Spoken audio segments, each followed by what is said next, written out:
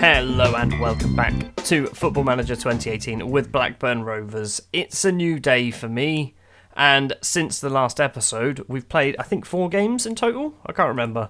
And we've played 4 games. So we played Leeds and Bristol last time. We had an FA Cup 5th round game against Newcastle.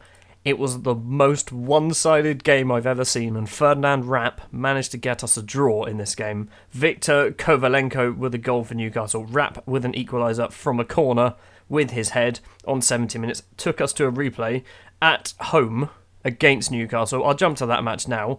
And that, we destroyed them and then nearly fell apart at the end. Damjanov scored a penalty on 46-ish, kind of, just before half-time. Sonny Kaikai on 47, Alfie Jones on 48. Just before and just after half-time, we destroy them. And then Steve Simpson with an own goal. Moritz Lippens with a goal late on as well for Newcastle. At that point, I went contain. I played 5 at the back and a defensive midfielder. We managed to hold on. And as you've probably spotted, we've set up a 6th round tie against Manchester United. A very old rivalry will be reignited. Back in the league, there was only 2 games. First up was a 1-0 defeat against Aston Villa, which was a much better performance than the last time we played Aston Villa, but we still did lose. Adam Goodwin with the goal on 55 minutes. And then we managed to win a game in the league, a 2-1 victory against Millwall, who I think is the only team that we've beaten twice this season. Noel Ennis with a goal on 3 minutes. Andrea Damjanov with a penalty on 12. John Parkinson pulled one back late on for Millwall, but we do get 3 points. And because of that, the league table looks a bit like this. It's not the best reading. It's not the worst reading. We are... what's that? I can't think. 7 points off of the relegation zone. So there's a bit of breathing space. There's obviously quite a few teams in there as well. We're a lot further off of the playoff points, but I don't think playoffs was really a target. Once we lost like 7 games in a row, I think we kind of lost our chance for playoffs. We've also got our youth intake day today, actually on the 8th of March. They've come in, which is why I decided to play this, start this episode here. We've got some very, very good players. I'm going to start from Steve King down here. He's not the best, but he's got a bit of potential. Could be alright. Then we move up to Dick McMillan, who, great name, and looking at him, he looks like a decent player. He's got 17 determination, 15 teamwork. He's got some of the good mental stats. He just needs to be able to put it onto the pitch in terms of technical ability, and we've got a very good forward there. Josh Tipping is another striker. He's not so great mentally, but again, he's got 4.5 star potential ability, so given a stroke of luck, he might turn into a very good footballer.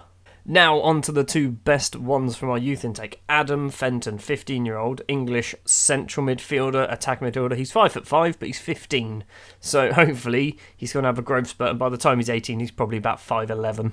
Much like Dick McMillan, he's got some decent determination, decent teamwork, so his mental stats there, physical aren't too bad either. 15 first touch as well, pretty good for an advanced playmaker. Just sit back and take this in. Paul Oakdina, 16-year-old English striker, he's a false 9/poacher, but look at that. Look how good he is. He's got 5-star potential, 2-star current, 20 determination, 14 teamwork, 13 flair, 14 composure, finishing and first touch both on 14. His physical stats aren't too bad either, and he's 16. He does dive into tackles, probably need to change that a little bit, but he's my favourite. Also, he's no relation to Jubril Oakdina, who we had at Poole Town. Don't think they've ever met. The final bit of admin work before we go any further. This is what I'm trying to sign for next season, assuming I'm still here. That's something else that might completely change. By the end of the year, we might be at a different club. But I've worked out we need a goalkeeper. We need a right back. We need a left back. We need a right winger. And I like to buy youth players, hence the bottom one. So I'm asking for 4-star current ability players, which are players that will not only improve my team, but be better than everyone else at the club and probably even the league. Let's get on with the games then. First up is Brighton. So today there was a whole mix-up of what games we were going to play because of the whole FA Cup replay. So we're going to get Brighton and we're going to get Sunderland now in this episode.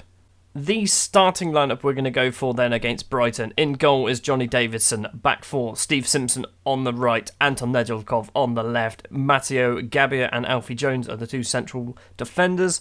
Elliot Embleton has returned from his injury, and I think that might have been one of the pieces of the puzzle that's been missing. So he starts today. He's a little bit not fully up to fitness, but hopefully he'll get there. MacLeod is his central midfield partnership.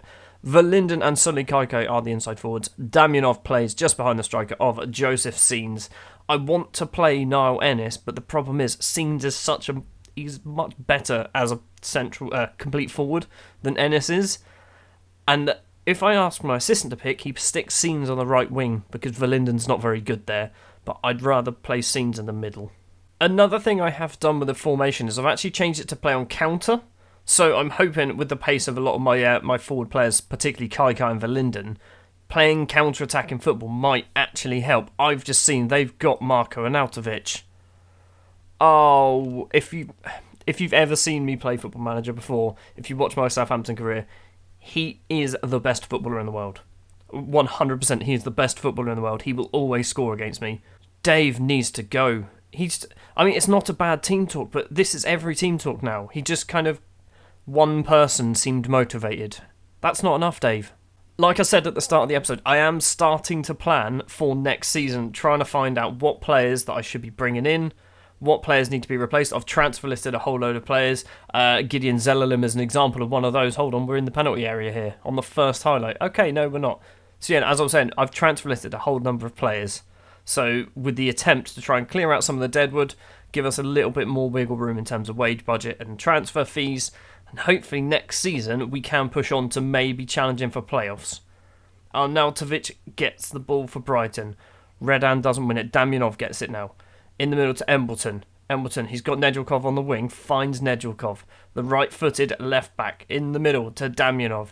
Does a spin, finds nobody, and the clearance for Brighton means that this is going to be a Brighton attack.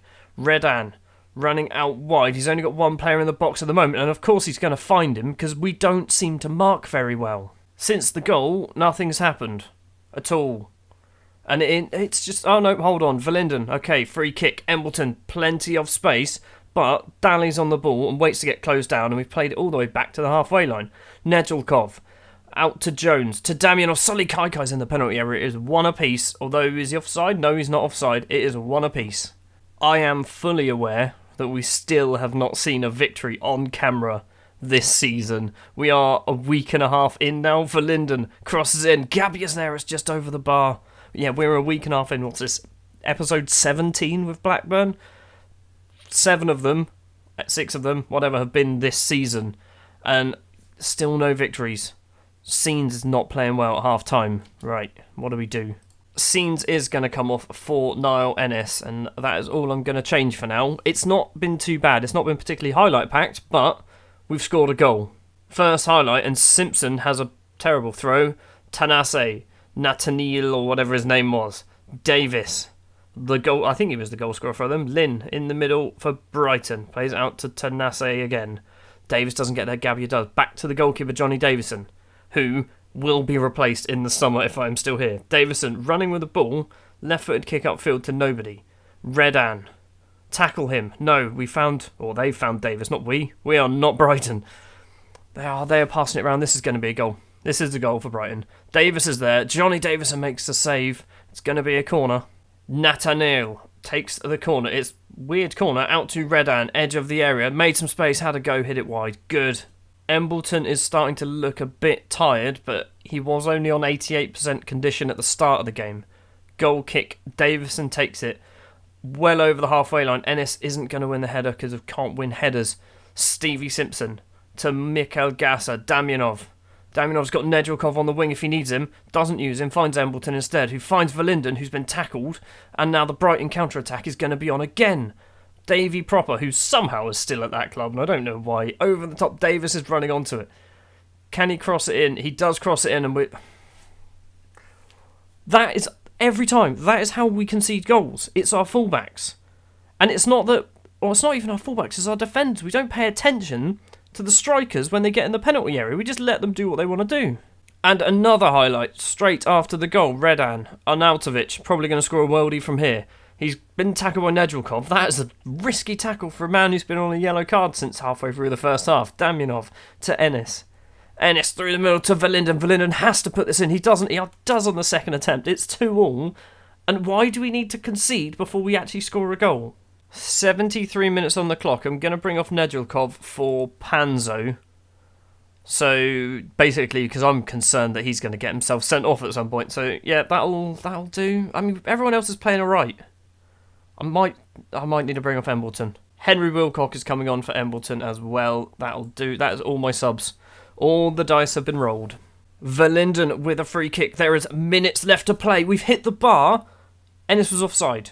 And that was a highlight. How was that a highlight? Nothing happened. He was just offside. 4 minutes of injury time. We are not into injury time just yet. Tanase, ball forward. Panzo gets it. Controls it. Takes a touch. Ball over the top to nobody. Why are we trying to do these like fancy balls over the top? No one's going to get there. Gabbia gets the ball. Back to Davison. Kick it clear.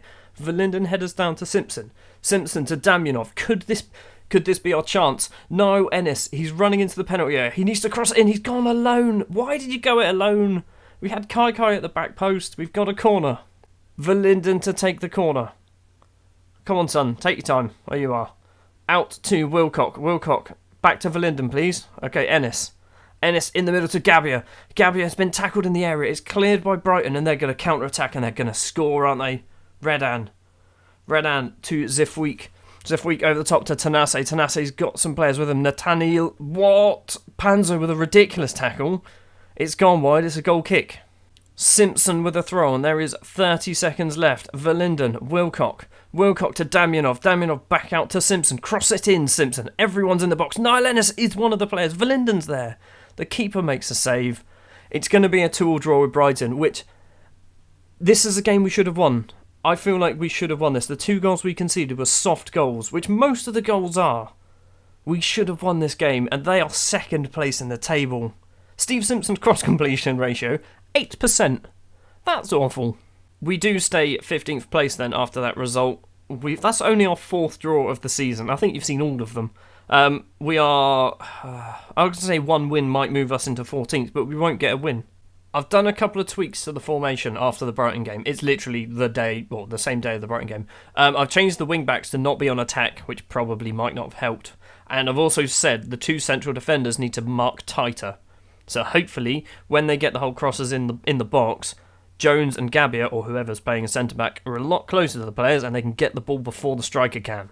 We are on the day of the Sunderland game and a little bit of transfer news. Michael Larsson has gone on loan. He's gone back to Sweden. He's gone to Elfsborg for, 4 months it looks like. So, yeah, hopefully he'll get some games there because we haven't played him. Now, this is not going to be an easy game. They are in decent form. I think they're low. Oh, no. Oh, hold on. If we win, we will definitely move up to 14th place. Oh, Christ. Okay, right. So, Sunderland 14th, we are 15th. They've beaten us 4 times. We've beaten them once. But they are Sunderland. They are, in theory, a better side. They started as a recently relegated Premiership side in the game. We started as a League One side. So, there's a mismatch there. The starting lineup that I'm going to go with is exactly the same, bar one change, which is Joseph Seens has dropped to the bench. Niall Ennis is going to get a start. Seens started... And by started, I mean he played 1 game really well. I think if we look at his form, Seens... What? No. He's definitely played some games. Or I'm 100% sure he's played... Okay, well, yeah, Joseph Seens, he was really good, and then wasn't. Like, he hasn't really scored since. Matching formations then for Sunderland and Blackburn. Who have they got who I recognise? They've only got three new gens. No, I mean, all of these players, I've heard of none of them. Literally not one of those players. Dave can't do a team talk once again. Good job, Dave. And it's a bit of a kit clash as well. Brilliant. We should have just... Why are we wearing our red and black kit? We should have worn our blue and white halves. That would have made more sense. First highlight of the game, 11 minutes in. Gomashall, Febas for Sunderland. Brings it forward. Not even going to try and pronounce it.